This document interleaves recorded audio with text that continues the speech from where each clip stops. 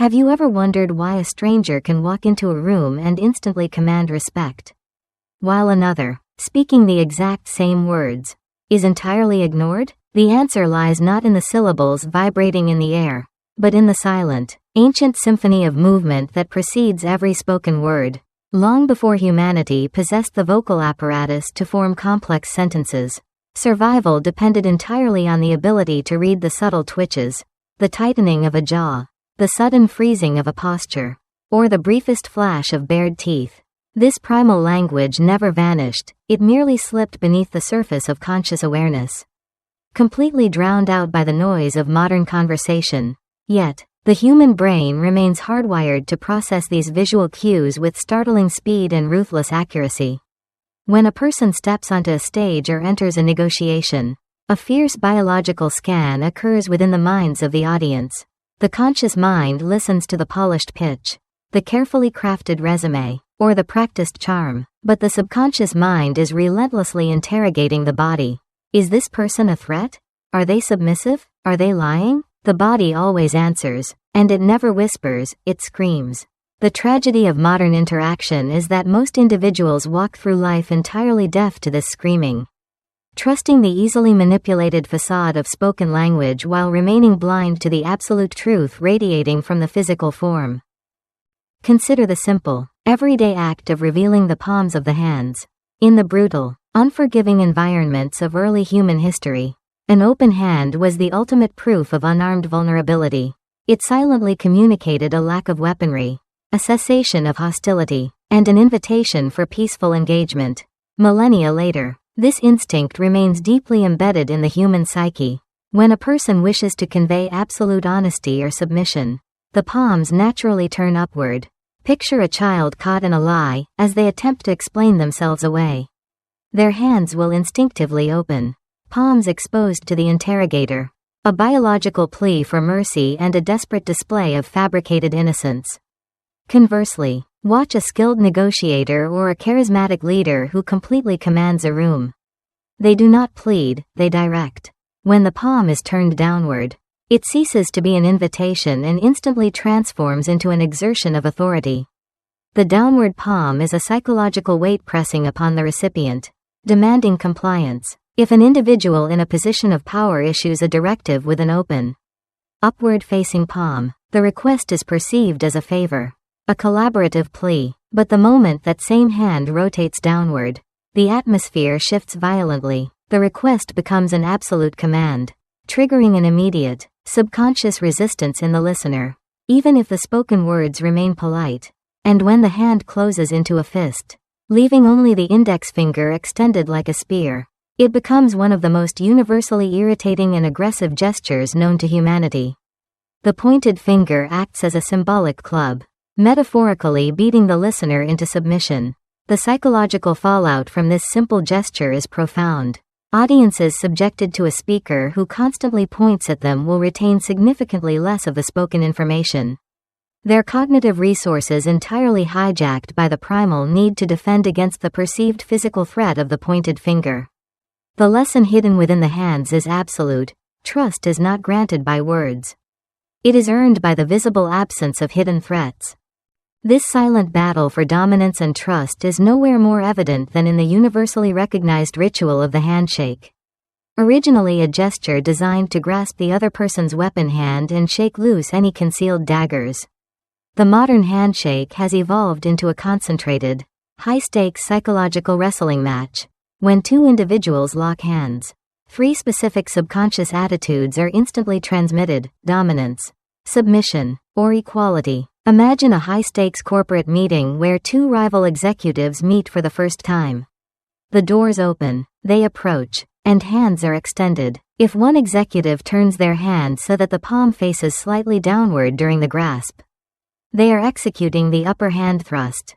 This is not an accident, it is a calculated, often unconscious, biological declaration of superiority. The downward-facing hand forces the recipient's hand into the upward, submissive position, in that split second of physical contact. Before a single greeting is uttered, the power dynamic of the entire relationship is established. The person whose hand is forced upward instantly feels a subtle wave of intimidation. a quiet biological concession of defeat. But the story does not end there. If the recipient is equally dominant, they will violently resist this physical subjugation. They will instinctively step into the personal space of the aggressor, bringing their left leg forward to anchor their stance, and twist the handshake back into a vertical, equalized position. This maneuver is a silent declaration of war, a refusal to be dominated. When both hands remain perfectly vertical, a mutual respect is born. It is the physical manifestation of a truce. Yet, the world is filled with individuals who unknowingly sabotage their own authority with the dead fish handshake. A cold, clammy, lifeless grasp instantly communicates profound weakness, a lack of character, and deep-seated insecurity. The recipient of such a handshake is biologically repulsed, their subconscious mind interpreting the lack of physical tension as a severe lack of emotional and professional fortitude. The mastery of the handshake is not merely about a firm grip, it is about the acute awareness of palm direction, the exact amount of pressure, and the strategic invasion of space. It is the first, and often the most critical, test of character. Beyond the hands, the face serves as the ultimate billboard of human emotion, but it is also the most practiced liar. From childhood, individuals are trained to manipulate their facial muscles to conform to social expectations. They are taught to smile when greeting a stranger, to look interested when bored, and to hide their contempt behind a mask of polite agreeableness. However, the body possesses a fail-safe mechanism, a built-in lie detector that separates the fabricated emotion from the genuine experience. This mechanism resides in the delicate muscles surrounding the eyes. Consider the ubiquitous social smile, the one plastered across the faces of service workers, politicians, and polite acquaintances. This smile is entirely voluntary, controlled by the conscious brain, and it involves only the zygomatic major muscles that pull the corners of the mouth backward. It is a biological mask. The mouth smiles, but the upper half of the face remains completely dead. The subconscious mind of the observer instantly detects this incongruity. A warning signal flashes. This person is not experiencing genuine joy, this is a transaction. Now, contrast this with a genuine display of happiness. A true smile, an eruption of authentic delight, cannot be consciously manufactured. It requires the involuntary contraction of the orbicularis oculi muscles, which cause the eyes to narrow and the skin at the corners of the eyes to crinkle into crow's feet. When a person genuinely smiles, their entire face illuminates, the eyebrows dip slightly, the cheeks push upward, and the eyes sparkle with uncontrollable emotion. The presence of these crinkles is the absolute guarantee of sincerity. When an observer witnesses a genuine smile, their own mirror neurons fire, creating an immediate, irresistible bond of trust and mutual affection. The inability to fake the contraction of the eye muscles means that the face, despite all its training in deception, will always betray the truth to those who know exactly where to look. The physical environment and how a person occupies it further reveals the hidden architecture of human relationships. Every individual carries around themselves a portable, invisible bubble of space, a personal territory that they will aggressively defend. The size of this bubble is dictated by cultural upbringing and the density of the population they reside in. But the biological reaction to its invasion is universal. Imagine a crowded elevator or a packed train carriage. Watch as strangers are forced into each other's intimate zones, a space usually reserved exclusively for lovers, close family, and intimate friends. The reaction is immediate and highly structured. Eye contact is strictly avoided. Staring at a stranger in this proximity is an act of blatant aggression. Bodies become rigid, movements are minimized, and faces go completely blank, masking any sign of emotion. This is a biological defense mechanism, a temporary shutting down of the social self to survive the psychological trauma of territorial invasion. When a person willingly allows another into their intimate space, it is the ultimate silent declaration of trust. But when an aggressive salesperson, a dominant boss, or a socially unaware acquaintance deliberately steps into this zone without permission, the physiological response in the victim is identical to an impending physical attack. Heart rate spikes, adrenaline floods the system, and blood rushes to the muscles in preparation for a fight or flight response.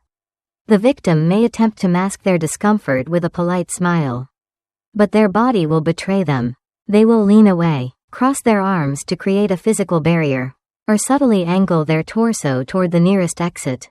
The invader, oblivious to the screaming signals of distress, continues their pitch, entirely unaware that they have completely destroyed any possibility of rapport. The mastery of spatial awareness is the mastery of human comfort. It requires the acute sensitivity to recognize when to step forward to build intimacy and when to step back to grant psychological breathing room. The failure to respect this invisible boundary is the fastest route to destroying a relationship before a single word of substance is even exchanged. As the silent negotiation continues, the body begins to deploy its barricades. The human form is exceptionally vulnerable. The vital organs exposed in the center of the chest and abdomen. When a person feels threatened, insecure, or simply negative about the information they are receiving, the brain's immediate, primitive command is to protect these vital areas. This instinct manifests in the universal gesture of folded arms. Imagine an audience seated in an auditorium, listening to a speaker present a controversial new idea. As the speaker introduces a concept that clashes with the audience's deeply held beliefs, a wave of motion ripples through the room. One by one, arms are brought across the chest, hands tucking under biceps, creating a solid wall of bone and muscle between themselves and the speaker. This is not merely a comfortable way to sit, it is a physical manifestation of a closed mind. The folded arms act as a psychological shield, deflecting the speaker's words. Studies have definitively proven that when a person listens with folded arms, their retention of the information drops drastically, and their internal monologue becomes overwhelmingly critical. The longer the arms remain folded, the deeper the negative attitude becomes entrenched. A skilled communicator recognizes this physical barricade instantly and knows that continuing to speak is entirely futile. The barrier must be broken before the mind can be opened. They will shift their strategy, perhaps handing the person a physical object, asking them to write something down, or inviting them to lean forward to inspect a visual aid. The moment the arms are uncrossed to reach for the object, the physical barrier drops, and the psychological resistance instantly begins to melt away. The connection between physical posture and mental state is absolutely reciprocal, just as a negative thought causes the arms to fold. Forcing the arms to unfold can actually dissipate the negative thought. Similarly, the legs serve as powerful indicators of hidden intent and hidden fears. While the upper body is meticulously trained to lie and perform, the lower body is largely left unsupervised by the conscious mind. The legs and feet point toward where the mind truly wants to go. In a social gathering, observe a group of 3 people engaged in conversation. From the waist up, they may all appear equally invested, smiling and nodding in perfect harmony. But look at their feet. If 2 individuals have their feet pointed directly at each other, while the third person's feet are pointed toward the door or another group, the dynamic is entirely exposed. The 2 facing each other have formed a closed, intimate loop. They are deeply engaged in each other's presence. The third person, despite their polite smiles and verbal participation, is biologically desperate to escape. Their body is literally preparing to walk away. Furthermore, when the legs are crossed, particularly in the figure 4 position where one ankle rests on the opposite knee, a distinct attitude of competitiveness and argumentative resistance is formed. This posture, often adopted by men in negotiations, transforms the body into a tightened spring, signaling a refusal to compromise. If the person then grasps the crossed leg with their hands, physically locking it into place, the resistance becomes absolute. They have clamped their attitude shut, and no amount of logical persuasion will penetrate their defenses until that physical lock is broken. The legs, far away from the manipulative control of the brain, are the most honest appendages of the human body, silently broadcasting the true desires of the subconscious. The ultimate pinnacle of silent communication, however, is the phenomenon of mirroring. When 2 individuals share a deep rapport, when they are entirely in sync and comfortable with one another, their bodies begin to execute a flawless, unconscious choreography. They become physical echoes of each other. If one leans forward, the other leans forward. If one picks up a glass, the other reaches for theirs. If one shifts their weight, the exact same shift occurs across the table seconds later. This physiological synchrony is the ultimate biological proof of mutual trust and agreement. It is the body's way of saying that there is total alignment. In a highly successful negotiation or a deeply romantic encounter, this mirroring happens effortlessly, a beautiful, invisible dance of mutual understanding. But in the hands of a skilled observer, mirroring becomes a potent tool for actively engineering trust. By consciously and subtly adopting the posture, gestures, and breathing rate of a stranger, a person can artificially trigger the biological sensations of rapport in the other person's brain. The stranger's subconscious mind detects the similarities, the alarm bells of caution are silenced, and a feeling of warmth and connection is spontaneously generated. Yet, this must be executed with absolute precision, for if the mirroring becomes too obvious, it transforms into mockery, instantly shattering the trust it was meant to build. The silent language of the body is vast, complex, and brutally honest, a constant stream of undeniable truth flowing beneath the shallow waters of human conversation. The seamless choreography of mirroring eventually gives way to the most piercing and intense form of nonverbal communication known to the human species, the gaze. The eyes are not merely passive receivers of light, they are active, potent projectors of intent, dominance, submission, and raw emotion. When two individuals lock eyes, a high-speed neurological exchange occurs, bypassing conscious thought and striking directly at the amygdala, the brain's primal threat and emotional processing center. In the predatory wild, a prolonged, unblinking stare is the universal precursor to an attack. It is a biological lock-on, a signal that the target has been selected and violence is imminent. Consequently, the human nervous system reacts to an intense stare with an immediate surge of adrenaline. In the modern boardroom or the crowded subway car, a sustained gaze from a stranger triggers the exact same evolutionary alarm bells. The heart accelerates, the muscles tense, and the mind races to assess the level of danger. Yet, the mastery of eye contact is the ultimate weapon in the arsenal of the persuasive communicator. The difference between a gaze that terrorizes and a gaze that mesmerizes lies entirely in the specific geography of the face upon which the eyes rest. When an individual seeks to establish unyielding authority, to dominate a negotiation or deliver a reprimand, they deploy the business gaze. This is a cold, calculated focal point directed exclusively at the triangular area formed by the recipient's eyes and the center of their forehead. By keeping the gaze anchored in this upper region, the sender projects an aura of immense seriousness and unshakable control. The recipient, feeling the weight of this focused attention on their forehead, instinctively experiences a subtle but undeniable drop in their own perceived power. The environment chills, the atmosphere becomes strictly professional, and the biological hierarchy is instantly reinforced without a single command being spoken. However, to maintain this gaze too long is to invite rebellion, for the line between dominance and aggression is perilously thin. In stark contrast to the freezing power of the business gaze is the warmth and connectivity of the social gaze. When the intention is to build rapport, to foster friendship, or to create a safe, collaborative environment, the eyes must drop below the brow line. The social gaze wanders gently within the triangle formed by the eyes and the mouth. This is the realm of empathy, the visual territory of active listening and mutual respect. When a person looks into this zone, the primal alarm systems of the recipient remain completely dormant.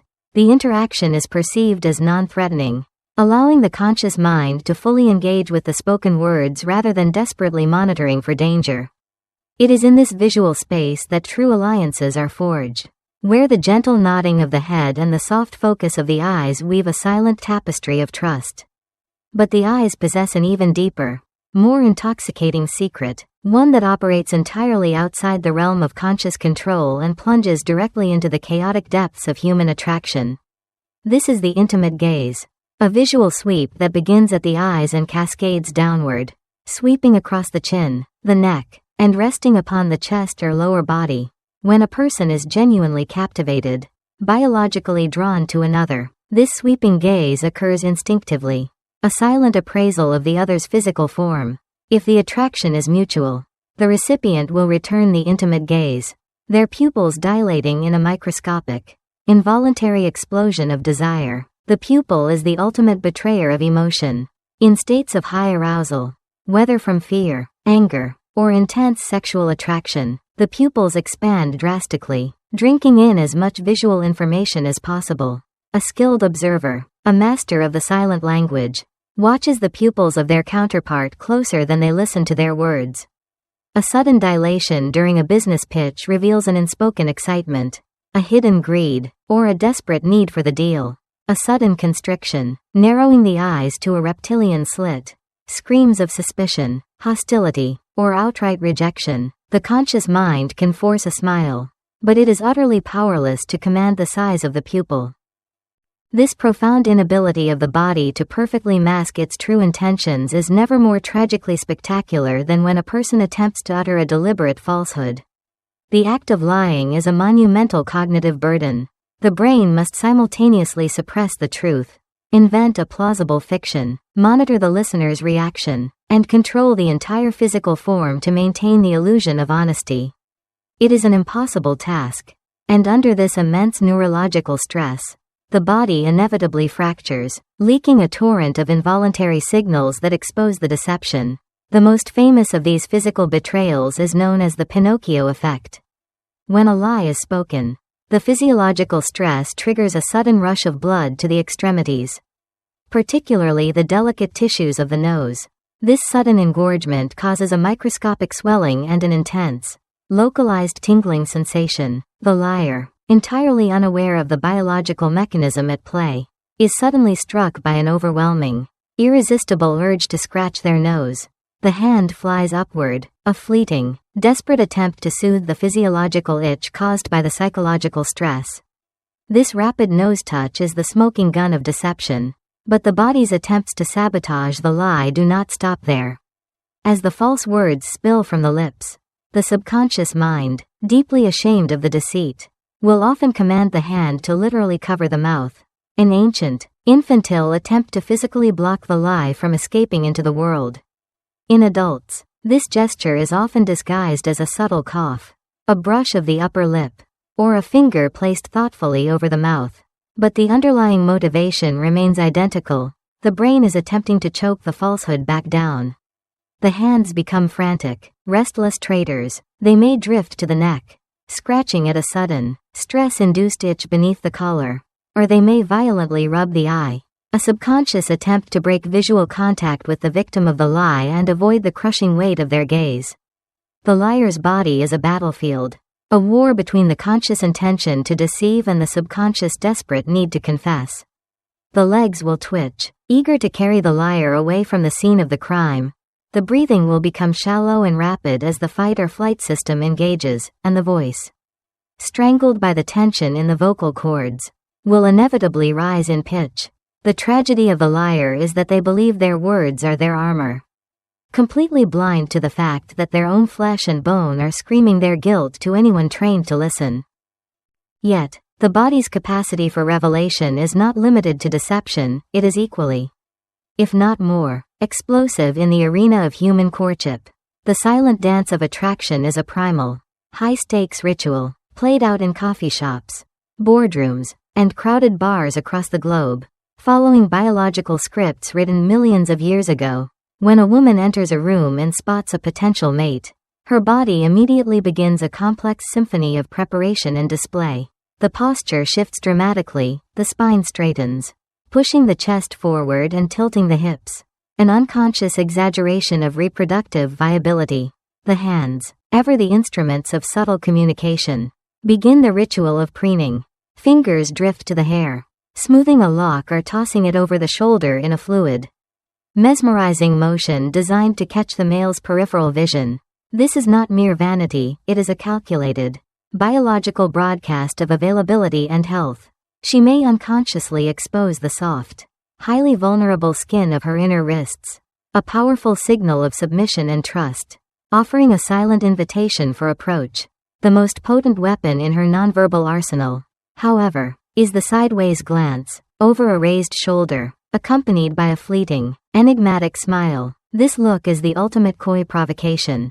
It triggers an ancient, irresistible pursuit instinct in the male brain, an evolutionary command that is almost impossible to ignore. The man, in response, executes his own instinctual choreography. His body expands, seeking to occupy as much physical space as possible to project dominance and protective capability.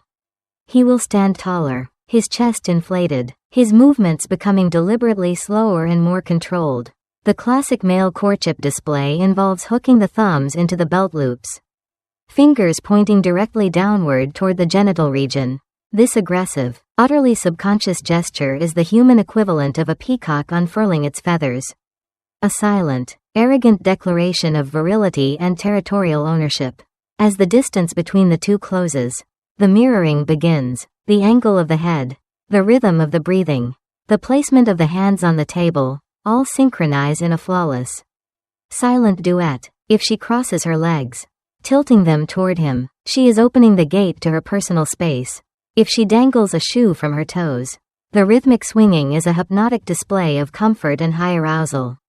The spoken words exchanged during this ritual are entirely irrelevant. They are merely the background music to the roaring biological conversation happening below the surface. The tragedy of modern romance is how often individuals obsess over the perfect opening line, agonizing over syllables, while entirely missing the symphony of acceptance or the deafening alarms of rejection broadcast by the body sitting inches away.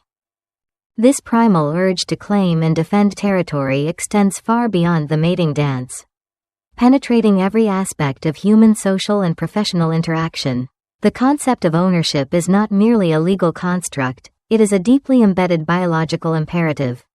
Humans claim space exactly as predators claim a hunting ground, though the markers are slightly more civilized. When a person occupies a desk, a favorite chair, or even a temporary spot at a public table, they immediately begin to expand their invisible boundaries. They will spread their belongings, a coat, a notebook, a coffee cup, creating a physical perimeter around their chosen domain. This is the barricade. If a stranger encroaches upon this perimeter, moving a pen or brushing against a coat, the physiological reaction in the owner is identical to a physical assault. The heart rate spikes, the jaw clenches, and the body prepares to defend its territory. In the corporate arena, this territorial instinct is the foundation of power dynamics. The size of the office, the elevation of the chair, the placement of the desk, all are meticulously calculated weapons in the silent war for dominance. The boss does not sit behind a massive mahogany desk simply for practical reasons. The desk is a fortress, a physical barrier that visually and psychologically separates the commander from the subordinates. When an employee is summoned to sit in the small, low chair placed precisely on the opposite side of that massive desk, they are biologically disadvantaged before the conversation even begins. They are entering hostile territory, completely exposed, while the boss remains protected behind a wall of wood.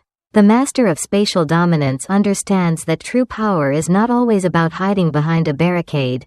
It is often about invading the space of others with total impunity.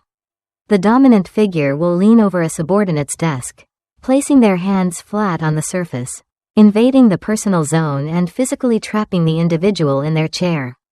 This is a devastating display of superiority, a silent declaration that the subordinate's territory is entirely conditional and can be breached at will. Even the simple act of touching an object belonging to another, picking up their stapler, examining their family photo, is a subtle assertion of ownership over the person themselves. The silent language of power is ruthless, unyielding, and completely detached from the polite fictions of corporate equality. It operates on the ancient laws of the jungle, where the one who commands the space commands the mind, and the one who retreats is eternally subjugated to the will of the dominant force. The relentless observation of these territorial skirmishes reveals the true hierarchy of any group, exposing the hidden kings and the silent victims long before an organizational chart is ever drawn.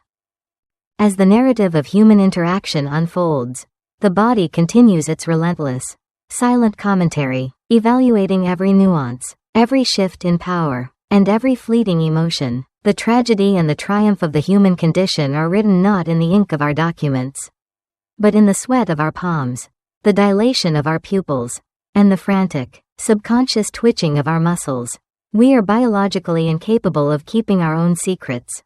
The conscious mind may build towering fortresses of logic, construct elaborate facades of professionalism, and weave intricate webs of deceit. But the body remains forever anchored to the brutal, undeniable truth of the present moment.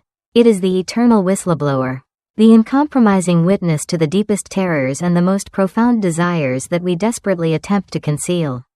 To master this language is to strip away the mask of the world. To walk through a society of the blind with eyes wide open, seeing the raw, pulsing reality of human intention that lies shimmering just beneath the skin. It is a power that demands profound responsibility. For to read the body is to possess the soul, to know the unspoken vulnerabilities of every person who crosses your path. The journey into the depths of nonverbal communication is not merely an accumulation of psychological tricks. It is a terrifying and exhilarating descent into the very core of what it means to be human. A relentless pursuit of the absolute truth that is forever broadcasting in the silence. The journey from observing isolated twitches to mastering the silent symphony of human interaction requires a profound paradigm shift. The amateur observer, newly armed with a fragmented dictionary of gestures, often falls into the catastrophic trap of the single signal error. They spot a crossed arm and instantly declare the presence of defensive hostility, entirely failing to notice the plummeting temperature of the room or the sheer physical exhaustion etched into the subject's face. The master of nonverbal communication, however, understands that a single gesture is merely a lonely letter in the vast alphabet of the body. To read the true narrative, one must look for the clusters, the intricate sentences constructed by the simultaneous alignment of posture, facial expression, and micro-movements. The rule of three becomes the golden standard. No physical tell can be considered a definitive psychological truth unless it is corroborated by at least two other supporting signals. Imagine the high-stakes theater of a multi-million-dollar financial negotiation, a brutal arena where fortunes are made and shattered on the invisible fault lines of human confidence. The titan of industry sits across the polished mahogany table, his words painting a picture of absolute financial solvency and aggressive expansion. He speaks of limitless wealth. Yet the master negotiator watches the hidden orchestra of his body. The titan's left eye exhibits a microscopic twitch, a flutter of the orbicularis oculi that betrays sudden, intense cognitive stress. A fraction of a second later, his hand drifts to adjust the impeccable knot of his silk tie. A classic pacifying gesture designed to soothe the sudden constriction of the throat under pressure. Finally, beneath the table, entirely out of conscious awareness, his right foot locks tightly around the leg of his chair, anchoring him against an invisible psychological storm. The words scream absolute financial dominance, but the cluster of physical evidence whispers a terrifying truth: the titan is overleveraged, desperate, and completely terrified of the impending deal. By reading the cluster, the negotiator strips away the illusion of wealth and exposes the bleeding vulnerability beneath the bespoke suit, gaining an insurmountable tactical advantage. This is the devastating power of contextual observation, the ability to synthesize the entire human form into a single, undeniable emotional broadcast. Yet, even the most flawlessly interpreted cluster can lead to catastrophic ruin if the observer is blind to the invisible borders of cultural conditioning. The silent language, while built on a universal foundation of biological imperatives, is heavily accented by the geography of one's upbringing. The global stage is a minefield of nonverbal misunderstandings, where a gesture of profound respect in one hemisphere can instantly transform into a declaration of war in another. Consider the ubiquitous ring gesture. The thumb and forefinger joined to form a circle, universally recognized in the West as an absolute confirmation that everything is perfect. But deploy this exact same configuration in the bustling markets of southern France, and it violently translates to the concept of zero or worthless, instantly insulting the merchant and destroying the transaction. Carry that same gesture to the shores of the Mediterranean or parts of South America, and it devolves further into a graphic, unpardonable obscenity. The physical movement is completely identical, only the psychological software of the observer has changed. Similarly, the concept of personal space expands and contracts violently across the globe. Two businessmen from the crowded, tactile cultures of Latin America or the Middle East will stand comfortably inches apart, bathing in each other's exhaled breath. interpreting the physical proximity as a necessary foundation for absolute trust. But place a stoic Northern European or a reserved North American into this exact same intimate zone, and their biological alarms will scream. They will perceive the closeness not as friendship, but as an aggressive, suffocating invasion, instinctively retreating backward in a desperate bid for psychological oxygen. This physical retreat, in turn, is interpreted by the tactile culture as coldness, suspicion, and a blatant refusal to engage. The deal dies not because of a failure of logic, but because of a devastating collision of invisible spatial boundaries. The ultimate communicator must strip away their own cultural assumptions and become a nonverbal chameleon, acutely aware that the meaning of a gesture is entirely hostage to the soil upon which it is performed. The necessity for this chameleon-like mastery is never more urgent than in the modern arena of digital broadcasting and public performance. We exist in an era where an individual can stand alone in a silent room, staring into the lifeless glass lens of a camera, and simultaneously project their presence into the minds of millions. In this sterile, disembodied environment, the physical form becomes the absolute anchor of authenticity. The audience may be invisible, but their collective, subconscious scrutiny is incredibly magnified. When a content creator or a public speaker steps into the digital spotlight, every microscopic hesitation, every forced smile, and every nervous shift of weight is captured, compressed, and broadcast to an audience perfectly hardwired to detect deception. If the speaker's vocal tone is pitched with enthusiastic excitement, but their hands remain rigidly frozen at their sides and their torso is angled slightly away from the lens, the audience experiences an immediate, profound cognitive dissonance. The conscious mind hears the excitement, but the ancient, reptilian brain senses the physical retreat and instantly flags the performance as a fabricated lie. The digital audience will abandon a video not because the information is flawed, but because the speaker's physical broadcast is fundamentally out of sync with their verbal message. To conquer the camera, the speaker must force a total synchronization of mind and body. They must utilize open palm gestures to invite the unseen masses into their narrative. They must employ the precise, rhythmic chop of the hand to underscore critical data points, and they must maintain a piercing, unwavering visual lock on the lens, treating the cold glass as the very soul of their most intimate confidant.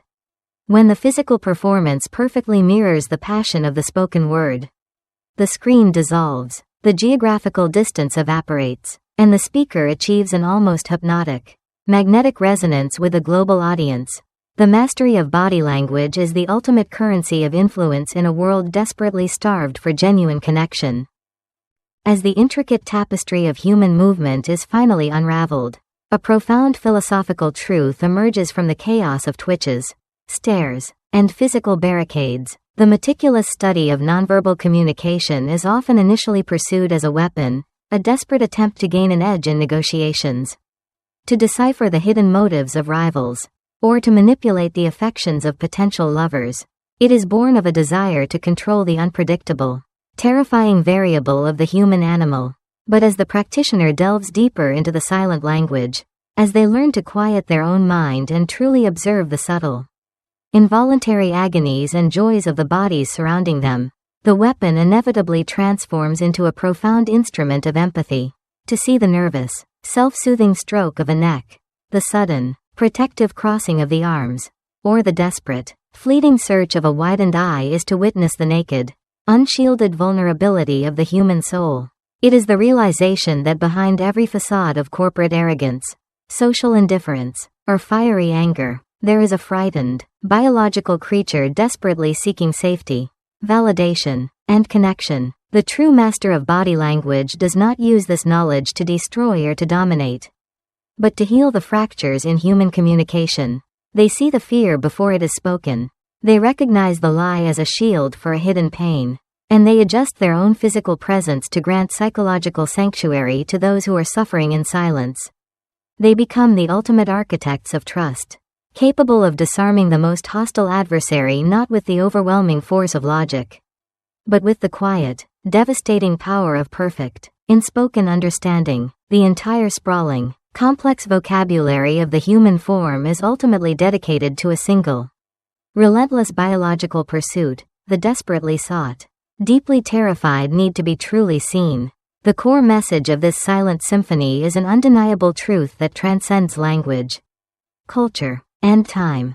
The body cannot lie, and in its brutal honesty, we find the only true path to understanding one another.